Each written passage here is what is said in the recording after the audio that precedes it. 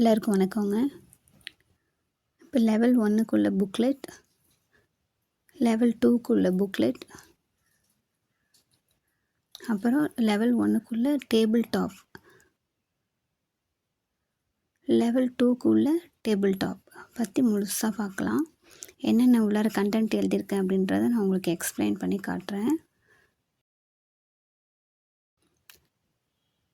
Level 1 booklet பார்த்திங்கன்னா 8th standard லெவலில் உள்ளது. இயற்கணிதம் அந்த சாப்டர்லேருந்து உள்ள எல்லா கான்செப்டையுமே அப்படியே ஒரு புக்லெட்டாக போட்டிருக்கிறேன்.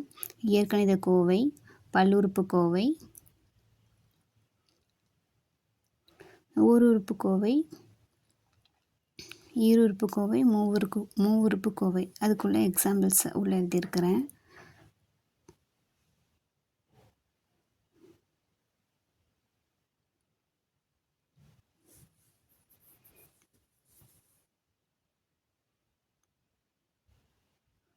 அப்புறம் அடுக்குக்குறி விதிகள்,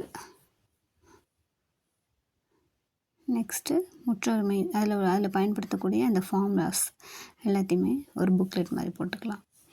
நெக்ஸ்ட்டு லெவல் 2க்குள்ளது, இது 9th ஸ்டாண்டர்ட் லெவலில் உள்ளதுங்க. இது உள்ள தேற்றம்ஸ், அந்த வடிவியல் சாப்டரில் உள்ள எல்லா தேற்றம்ஸுமே செலக்ட் பண்ணி அதை எடுத்து போட்டிருக்கிறேன்.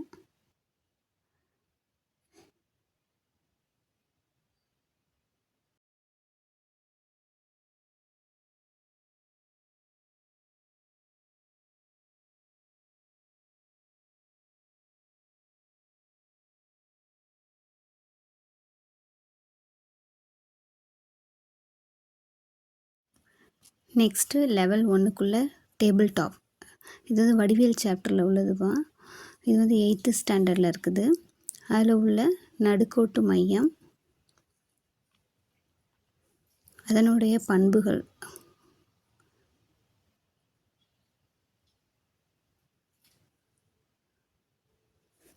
சுற்றுவட்ட மையம், அதனுடைய பண்புகள்,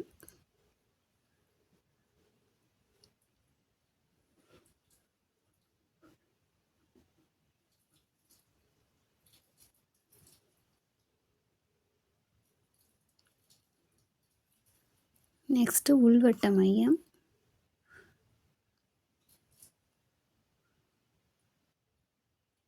அதனுடைய பண்புகள்,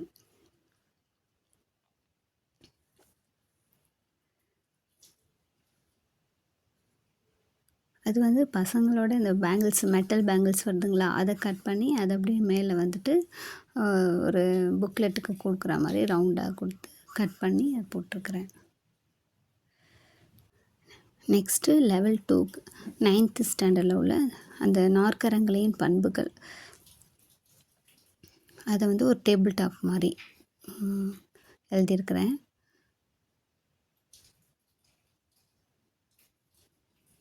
அதனுடைய இணைகரம், அதனுடைய பிக்சர் ஒட்டி அதனுடைய பண்புகள் பின்னாடி பக்கம்.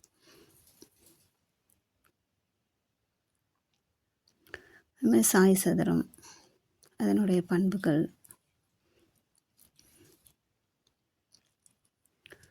அந்த மாதிரி சரிவகம், அதனுடைய பண்புகள். நெக்ஸ்ட்டு செவ்வகம், அதனுடைய பண்புகள்.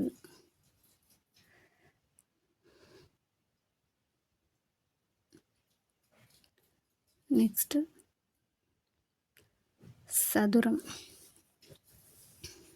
அதனுடைய பண்புகள்.